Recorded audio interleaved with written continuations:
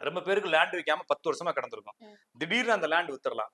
ரொம்ப நாள் கழிச்சு இந்த அருணாச்சலத்துல படத்துல அவங்க அப்பா வந்து கோடி கொடுப்பாருல, அது மாதிரி எவனாச்சும் ஒருத்தன் வந்து உங்களுக்கு காசு கொடுத்துட்டு போயிடலான்ற மாதிரி எடுத்துட்டு வேண்டியதானே தவிர, இந்த இந்த 6 ராசிகளை ஒரு பெரிய அதிர்ஷ்டங்கள் காத்துக்கிட்டு இருக்கு. ஆனா இன்னும் ஒரு 6, 7 மாசம் கழிச்சு தான். அது வரைக்கும் கொஞ்சம் அடி செமையா விழுவும். கொஞ்சம் பத்திரமா இருங்க. அப்ப அடி விழுந்தா கூட ஆதரவுகள் இன்னொரு 6 மாசம் கழிச்சு கிடைக்கும். அது ஒரு 5 மாசம் வரைக்கும் இருக்கும். அதுக்கப்புறம் இன்னும் ஒரு போராட்டம் இருக்கு. அப்ப ஆக மொத்தம் 1.5 வருஷத்துக்கு இந்த போராட்டங்கள் இருக்கும். அதுக்கு இடையில ஒரு 5, 6 மாசம் ஒரு பெரிய செட்டில்மெண்ட் மாதிரி ஒரு ஹாப்பியை கொடுத்துட்டு போகும். இந்த செட்டில்மெண்ட்டுக்கு அப்புறமா ஒரு பெரிய இழப்பு ஏற்படும்.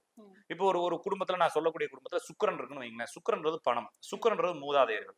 அவங்க தாத்தா செத்து போயிடலாம் திடீர்னு.